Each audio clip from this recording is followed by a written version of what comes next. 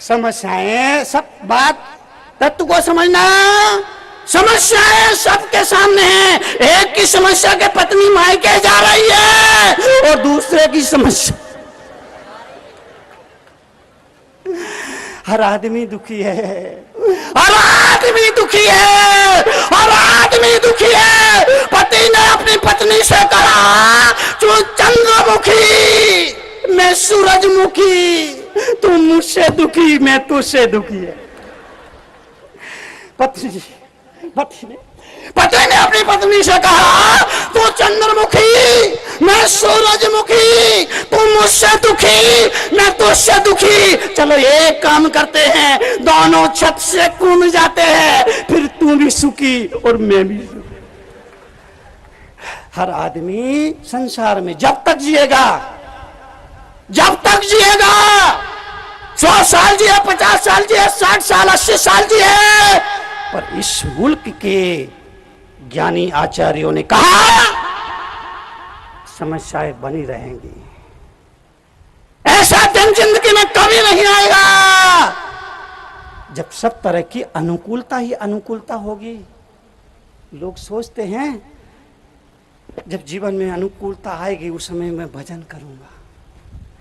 जब जीवन में अनुकूलता ही अनुकूलता आएगी तब मैं भक्ति करूंगा, सत्संग करूंगा। तरुण सागर जैसे संत आपसे ये निवेदन करना चाहेंगे, ऐसा दिन जिंदगी में कभी आने वाला नहीं है जब अनुकूलता ही अनुकूलता हो, प्रतिकूलता तो बनी ही रहेगी। जिंदगी में कुछ ना कुछ प्रतिकूलताएं बनी ही रहेंगी। इसीलिए उस दिन का इंतजार मत करो। भजन करना है, भक्ति करना है, दान पुण्य करना है, सेवा परोपकार करना है, उस दिन का इंतजार मत करो। वो दिन कभी आने वाला, आने बोलो ना, आने वाला, आने वाला, आने वाला नहीं है। वो दिन कभी नहीं आएगा, वो दिन कभी नहीं आएगा, वो कल कभी नहीं आएगा। हाँ, काल जरूर आ जाएगा, कल नहीं आएगा। इसीलिए धार्मिक होने के लिए अंतिम दिन का इंतजार मत करो। धार्मिक होने, जब मैंने 13 साल की उम्र में संन्यास लिया, 13 साल की उम्र में घर छोड़ दिया, माता पिता को छोड़ दिया, आचार्य पुष्पधन सागर जी महाराज जी से प्रेरणा पा करके जब मैंने 13 साल की उम्र में संन्यास लिया तो लोगों ने कहा आपने घर छोड़ा, परिवार ना घर देखा, ना परिवार देखा, ना संसार देखा, ना ये देखा ना वो देखा, आपको कौन सा पागलपन सवार हुआ है, आपने छोड़ दिया। मैंने कहा तुम्हारा मतलब, अरे ये पूजा पाठ तप त्याग वैराग ये सब बुढ़ापे में करना चाहिए। उस समय मेरे मन ने कहा, कविता के रूप में मैंने लिखा, हे सके बुढ़ापा है क्या, बस मौत का निमंत्रण, आंखों से दिखता नहीं, कानों से सुनता नहीं, व्रत नियम पालते नहीं।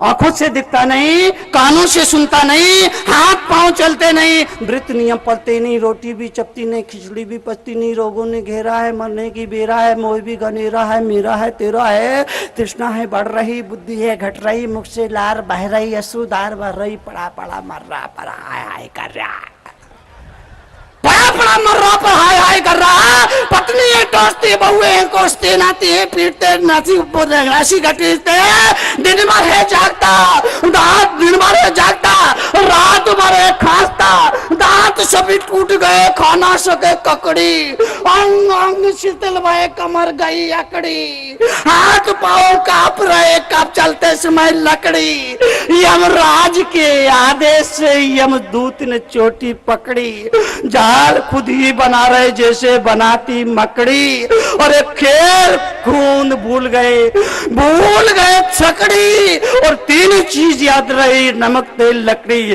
तो ऐसा है ये बूढ़ापा, रे चपल मन कर तू प्रभु का भजन, रे चपल मन कर तू प्रभु का। जीवन के लिए, जीवन के परिवर्तन के लिए, जीवन की समृद्धि के लिए आचार्यों ने कहा दुनिया में 4 तरह के लोग होते हैं, भाग्यशाली, सौभाग्यशाली, महाभाग्यशाली और दुर्भाग्यशाली। दुनिया में 4 तरह के लोग होते हैं, भाग्यशाली, सौभाग्यशाली, महाभाग्यशाली और दुर्भाग्यशाली, इन्हें हम परिभाषित यूं करेंगे, जिसके पास केवल धन है वो भाग्यशाली है। जिसके पास धन के साथ स्वास्थ्य भी है वो सौभाग्यशाली है, तथा जिसके पास धन भी है, स्वास्थ्य भी है और धर्म भी है वो महाभाग्यशाली है। जिसके पास केवल धन है, जिसके पास केवल धन है, जिसके पास केवल धन है, बहुत सारे लोग दुनिया में ऐसे हैं जिनके पास धन है, बेशुमार धन है, पर बीमार। धन है, खा पी नहीं सकते। डॉक्टर ने कहा ये नहीं खाना, ये नहीं खाना, ये नहीं खाना, ये नहीं खाना, ये नहीं खाना, ये नहीं खाना, ये नहीं खाना, ये नहीं खाना। डॉक्टर साहब क्या खाना? डॉक्टर ने कहा बगैर घी की, बोलो, बगैर घी की रोटी और उड़द की दाल का पानी। धन है, धन है। घर में मेहमान आया, 56 तरह के व्यंजन बनाए। घर में मेहमान आया, 56 तरह के व्यंजन बनाए। मेहमान भोजन करने बैठा, भोजन व्यंजन परोसे, अब वो मस्ती से खा रहा है और ये देख रहा है। कितना दुख होता होगा उसको सुना। सोचिए, सोचिए, ये खा नहीं सकता है लेकिन मेहमान खा रहा है, ये देख रहा है। क्यों? डॉक्टर ने कहा ये नहीं खाना, ये नहीं खाना, ये नहीं खाना, ये नहीं खाना, ये नहीं खाना। क्या खाना? बिना घी की रोटी और उड़द की दाल का पानी। धन है पर स्वास्थ्य नहीं है, जिंदगी भर धन। संत है, सेठ जी सत्संग करो, अभी नहीं। धन, मंदिर जाओ, फुर्सत नहीं, दुकान जाएंगे, धन धन। मुनि आए, प्रवचन में जाओ, फुर्सत नहीं, दुकान जाना है, धन धन धन। तीर्थ यात्रा करने के लिए टाइम निकालो, फुर्सत नहीं, क्यों? दुकान जाना है, धन धन धन धन धन। विधान हो रहा, पंचकल्याणक हो रहा, उसमें शामिल हो जाओ, इंद्र बन के पूजा करो, नहीं, फुर्सत नहीं, क्यों? धन धन धन धन। जिंदगी भर करता रहा धन धन धन। एक दिन मर गया, मरने के बाद बेटा ने शोक पत्रिका लिखी। बड़े दुख के साथ सूचित करना पड़ता है कि हमारे पूज्य पिताजी का निधन हो गया। आपसे जीवन के लिए, जीवन के परिवर्तन के लिए, जीवन के परिवर्तन के लिए एक ही वक्तव्य याद रखना। अगर आप परिवार को स्वर्ग बनाना चाहते हैं, अगर आप अपने परिवार को स्वर्ग बनाना चाहते हैं, एक ही वक्तव्य याद रखने जैसा है। अपनी भूल को आदमी स्वीकार कर ले, अपनी गलती को आदमी स्वीकार कर ले, दूसरे की भूल को आदमी नजरअंदाज कर दे, तो परिवार स्वर्ग में तब्दील हो जाएगा। बेईमान है, इतना बेईमान है, इतना बेईमान है। नहीं, आपकी बात नहीं कर रहा हूं मैं, तो पिछले गांव की बात कर रहा हूं।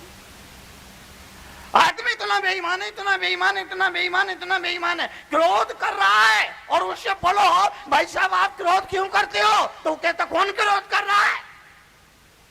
क्रोध करता जा रहा है पर उसको स्वीकृति नहीं दे रहा है। अध्यात्मविदों ने कहा, अध्यात्मविदों ने कहा, स्वीकृति का नाम प्रतिक्रमण है। जैन शास्त्रों में शब्द का महत्वपूर्ण उल्लेख हुआ, प्रतिक्रमण समय।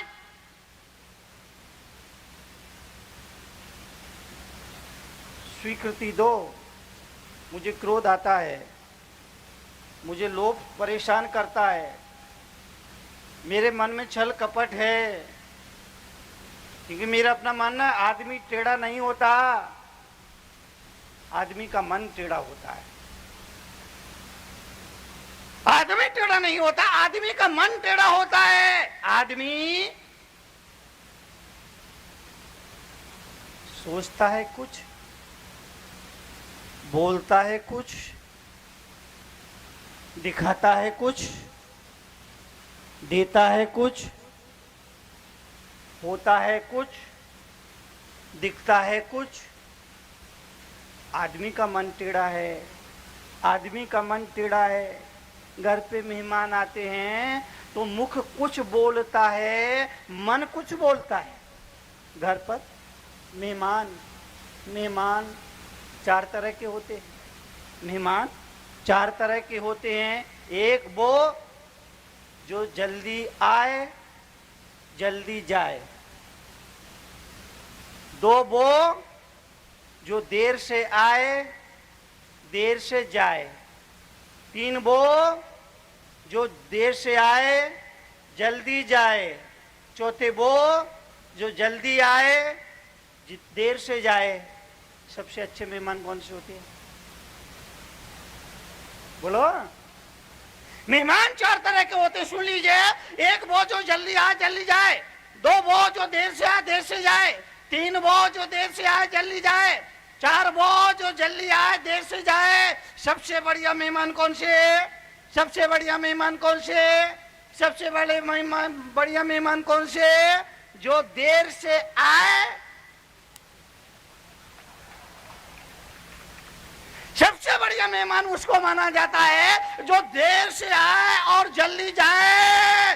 घर में मेहमान आते हैं, मन कुछ बोलता है, मुख कुछ बोलता है, मन कुछ बोलता है, मुख कुछ बोलता है। घर में मेहमान आए, मुख बोलता है आपके आने से इस घर में चार चांद लग गए, और मन बोलता है कम वक्त आज ही आना था, सारा प्रोग्राम मटिया मैट हो गया। मन कुछ बोलता है, मुख कुछ बोलता है। ये जो विसंगति है, भगवान महावीर ने दुनिया के लिए अपने संदेश में कहा कि ये जो मुख और मन के बीच में विसंगति है, ये खाई है, ये दुनिया की सबसे बड़ी दूरी करने वाली खाई हुआ करती है। इसीलिए आदमी टेढ़ा नहीं होता, आदमी का मन टेढ़ा होता है। पड़ोसी की झोपड़ी में आग लगी है, लोग सोचते हैं कि हमारी झोपड़ी में आग थोड़ी ना लगी है, उसकी झोपड़ी में आग लगी है। आदमी निश्चिंत तो हो जाता है, लेकिन वो भूल जाता है कि वो आग वहां से चल करके तेरी झोपड़ी तक आने वाली है। वसुदेव कुटुंबकम। भारतीय संस्कृति ने इस बात पर विचार किया, सारी दुनिया को एक कुटुंब माना, एक परिवार माना, और ये विचार किया सर्वे भवन्तु सुखिनः सर्वे सन्तु निरामया। सबके कल्याण की कामना कही, सबके कल्याण की कामना करी, लेकिन हम इतने बेईमान हैं, इतने बेईमान हैं, इतने बेईमान हैं। आपकी बात नहीं कर रहा हूं, आपके पड़ोसी की बात कर रहा हूं। हम इतने बेईमान हैं, इतने बेईमान, इतने बेईमान हैं। प्रार्थना करने के लिए बैठते हैं तो प्रार्थना में भी भगवान से कहते हैं, हे प्रभु मैं सुखी रहूं, मेरे बीवी बच्चे सुखी रहे, बाकी दुनिया जाए। कौन बोला भाड़ में? प्रार्थना कर रहा है मालवीय जी, प्रार्थना कर रहा है आदमी, भगवान से प्रार्थना कर रहा है मैं सुखी रहूं, मेरा बीवी बच्ची सुखी रहे, बाकी दुनिया जाए भाड़ में। तरुण सागर ये बताने के लिए मौजूद है, दुनिया भाड़ में जाए ना जाए ये उसका भाग्य होगा, लेकिन बोलने वाला तू भाड़ में जरूर जाएगा, क्योंकि तू विचारों से गिर गया, भावनाओं से गिर गया, संकल्प से गिर गया। सर्वे भवन्तु सुखिनः। इसलिए प्रार्थना करो तो प्रार्थना में दुनिया का कल्याण की भावना होना चाहिए, पड़ोसी के कल्याण की भावना होना चाहिए, सबके कल्याण की भावना होना चाहिए। हम भगवान से बोलते जरूर है, हे भगवान सब सुखी रहें, लेकिन पहला नंबर मेरा हो। हम सब सुखी रहें, लेकिन उसमें पहला नंबर मेरा हो, आपसे निवेदन करूंगा जीवन के लिए, जीवन के परिवर्तन के लिए सोच बदलिए। कल भी मैंने कहा था सामने वाला नहीं बदलेगा, सामने वाला नहीं बदलेगा, आपको ही बदलना पड़ेगा। सामने वाला नहीं बदलेगा, आपको ही बदलना पड़ेगा। अपने को बदलिए, समर्पण में जीने की आदत डालिए, बात बात में तर्क मत करिए।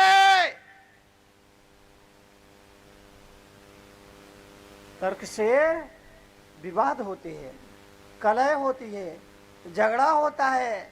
सासू ने कहा यूं और बहू ने कहा क्यों, झगड़ा शुरू। सासू ने कहा यूं और बहू ने कहा क्यों, झगड़ा शुरू। और हम तर्क करने के आदी हो गए। पति ने पत्नी से कहा चाय बनाओ, पत्नी ने कहा क्यों, पति बोला क्योंकि मुझे नहाना है। पत्नी बोली चाय पीने के लिए होती है, नहाने के लिए नहीं। पति बोले जब तुझे मालूम है तो क्यों क्यों पूछती है। जैसे लाभ बढ़ता है वैसे वैसे लोभ बढ़ता है। एक इच्छा की पूर्ति होती है, चार नई इच्छाएं पैदा हो जाती है। इसलिए मैं आपसे निवेदन करूं, बिना घी की सूखी रोटी खा लेना, चार जोड़ कपड़े पहनकर अपना जीवन चला लेना, लेकिन ऋण लेकर के झूठी शान शौकत दिखाने की कोशिश मत करना। झूठी शान शौकत से दिखा रहा आज का आदमी, उसकी हैसियत नहीं है, फिर भी दिखावा करना है। आज का आदमी दिखावे की जिंदगी जीने का आदी हो गया। आज का आदमी दिखावे की जिंदगी जी रहा है, प्रदर्शन, आडंबर, और यहीं से आदमी के जीवन में दुख की शुरुआत होती है। इसलिए आपसे निवेदन,